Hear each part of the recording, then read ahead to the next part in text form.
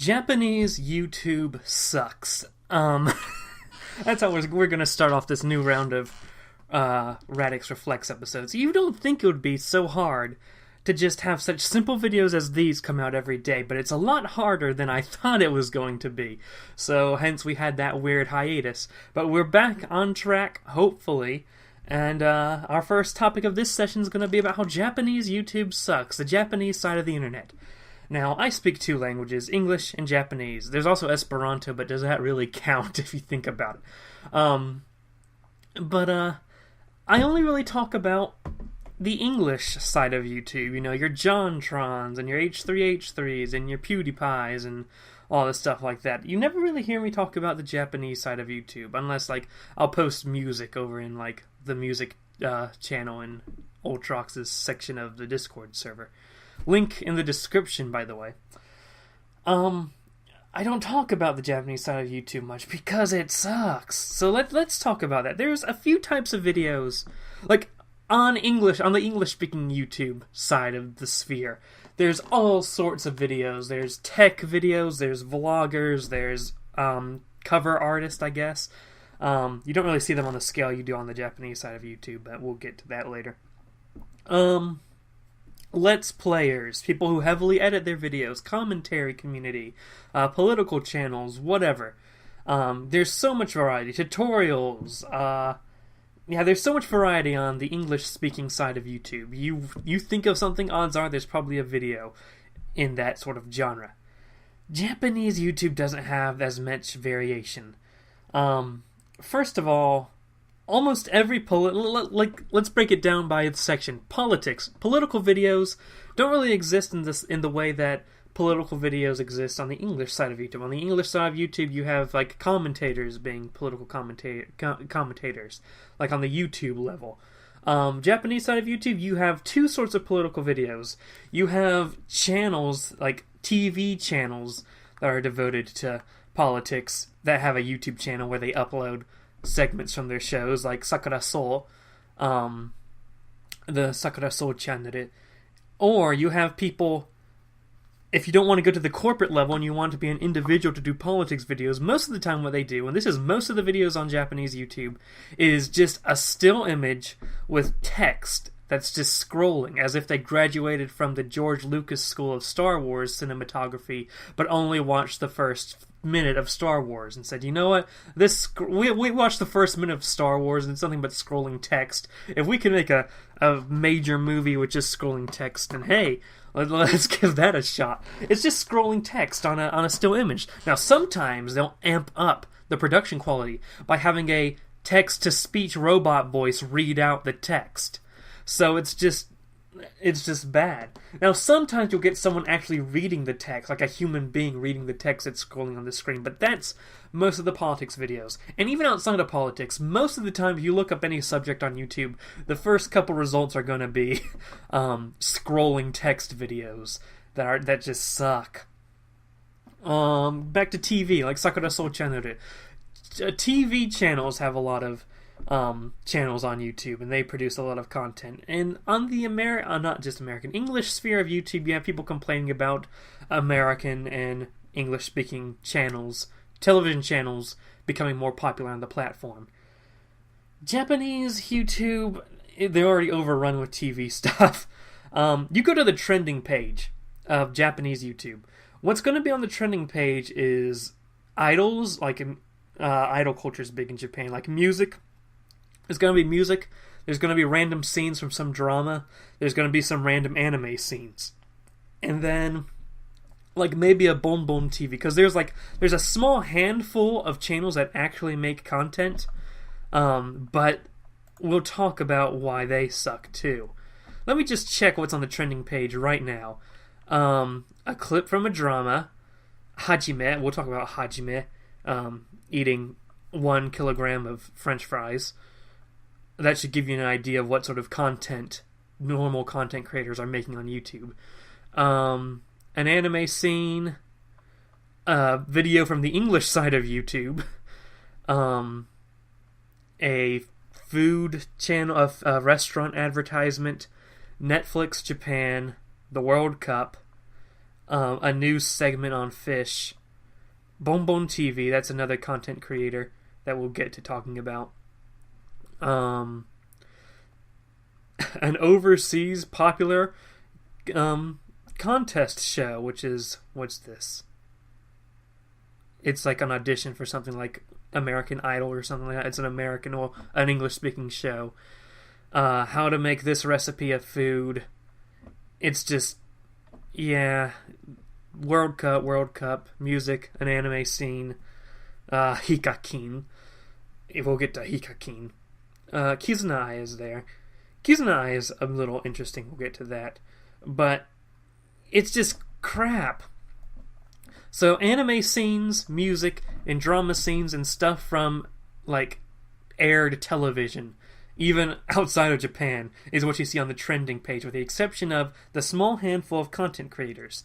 Now, these content creators, these are Bonbon TV, Hikakin. Hikakin's like the PewDiePie of Japanese YouTube that everyone looks up to. There's Hajime, I believe Skypiece is one.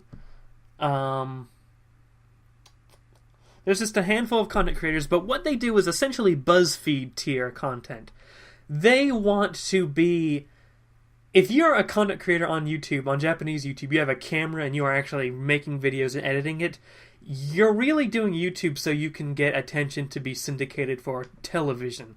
So all of their work seems very popular, not popular, but like mainstream, very clean, very BuzzFeed-ish.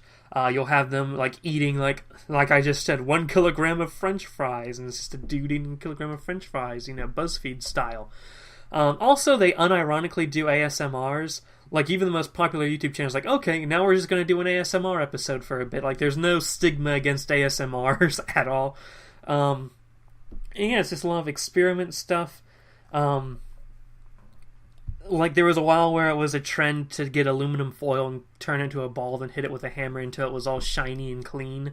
And, people would be making fun of that on English-speaking YouTube. You'd have your Pyrocynicals or someone like, this is like the most stupidest idea ever.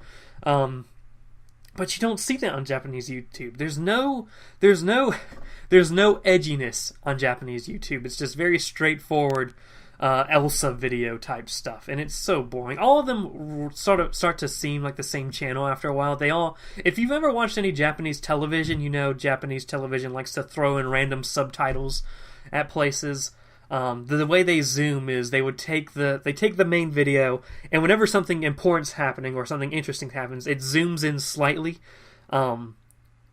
While in the English-speaking YouTube, when there's a zoom, it zooms up on like a person's face or zooms on something weird for humor purposes. But that's not what zooms are used for in Japanese side of YouTube. So they all start to run together as the same YouTube channel eventually. There's Yukirinu, there's I can't even name as many channels because they all seem to be the same exact thing. In fact, they're all owned by the same multi-channel network. It's like or something, like a lot of U's and an M, and I don't know if there's another letter after it. But one there's a monopoly on Japanese YouTubers. Now there is one exception. There is one dude who actually calls out there's no drama on Japanese YouTube, with the exception of whenever there's drama that's started by one person. And it's always this one person that's starting the drama. And by the way, I'm not including like Japan, like J vloggers and stuff like that, because a lot of the popular YouTubers, the YouTube channels based out of Japan, are like Americans in Japan blogging about Japan with an American or English-speaking audience. So I don't think that really counts as part of the Japanese YouTube experience. But yeah, the only drama on the Japanese sphere of YouTube comes from a dude named PDR-san. Who put San in their own username? But he's actually a bit edgy. He's a lot what you would consider an American YouTuber to be like. And he's half English. And I believe was raised in England for like the first 13 years of his life. So he definitely has that more Western culture to supplement himself in his videos. And he's been on the English side of YouTube. So he knows how YouTube's YouTube's a freaking battlefield on the English side of YouTube. Don't want to be too cringy, or else the edgy guys will start to make commentaries bullying you. So PDR his videos are in Japanese, and he'll point out the crap that the Japanese channels are doing. Like, you know, the ASMRs, whenever there's a channel claiming they can speak English but can't really. His major nemesis is freaking Hikakin, which is basically the PewDiePie of YouTube, but think PewDiePie of like 2014, PewDiePie before he got good. Only Hikakin's a lot more obnoxious. Hikakin does this freaking beatbox voice he sometimes does at the end. And most of his videos consist of him screaming with the camera being at a weird angle. Oh, and by the way, 2014 PewDiePie, he's sort of associated with gaming. Hikakin doesn't really do games. I think he has a game channel, but gaming isn't his main thing. Gaming never really saw the massive popularity, like, surge on the Japanese side of YouTube as it did on the American side of YouTube. And I think most of the reason gaming videos became really popular on American YouTube was because of a video game theory did, actually, where he talked about the YouTube algorithm. See, the Japanese channels don't have their own game theory channel. They don't have these analytical people to, like, look into... And I've never heard anyone on Japanese YouTube, like, complain about demonetization and stuff like that. But they don't know the algorithm for YouTube. The American and English side of YouTube does, and thanks to, back the 2014 algorithm, thanks to game theory. And everyone realized that you could do game videos, reach the watch time length, and also get them out daily. And that's why you saw this huge surge of gaming content on America YouTube, or non-Japan YouTube. Japan YouTube never had that realization, so they never really had that surge. Gaming is on there, but it's not really... It didn't go through a huge surge and then a metamorphosis that you saw on American YouTube. But Hikakin, yada yada yada. Yeah, Hikakin's annoying. Just him screaming with weird camera angles. But Pediata-san tends to point out all the crap that goes on in the community. And he usually gets a lot of dislikes for it because you have all the Japanese fans like, how dare this Hafu kid just start insulting my Lord and Savior Hikakin or whatever. However, what usually happens is someone like Hikakin... I'm not sure this happened with Hikakin, but this happened with one channel he did with a group of people who were teaching English, but they didn't know English, so they were just teaching stupid stuff like, I'll ask the Google was one of the phrases they taught. I'll ask the Google. As opposed to, I'll search for it on Google, or I'll do a Google search. I'll ask the Google. They apologize. So PDR tends to... I think he improves the community.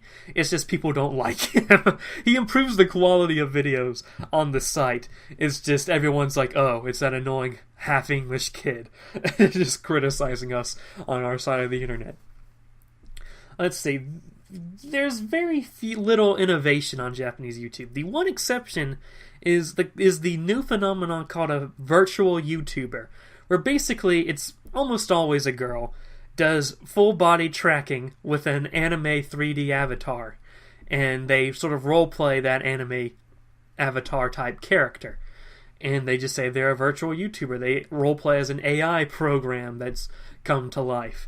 Kizunai is the most prolific example of this, and I believe she might have been the first example of this, at least in the modern wave of virtual YouTubers.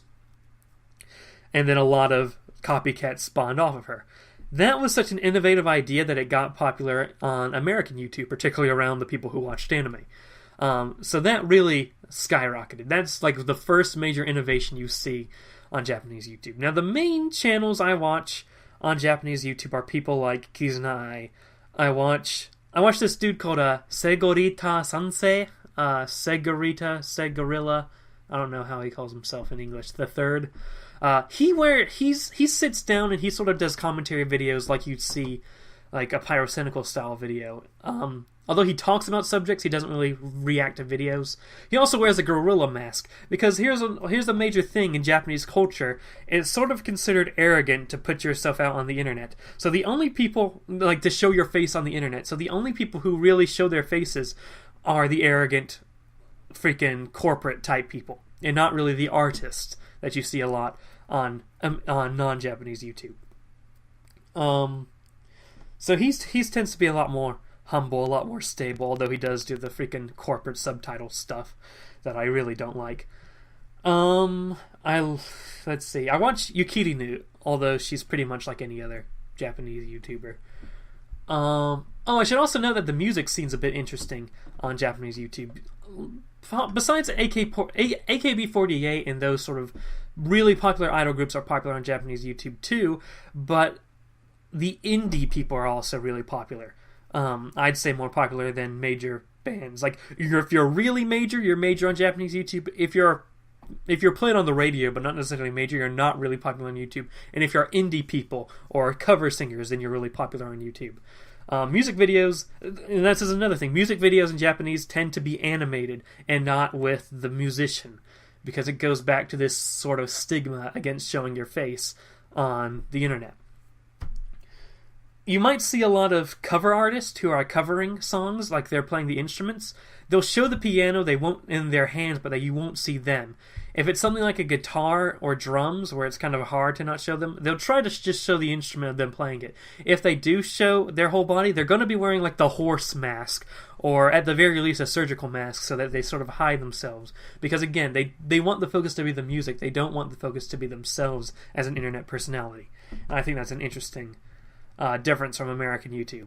Anything else I want to say about Japanese YouTube? It's just boring. It's just a barren field of lack of innovation and people wanting to be famous on TV. And I believe that about sums it up.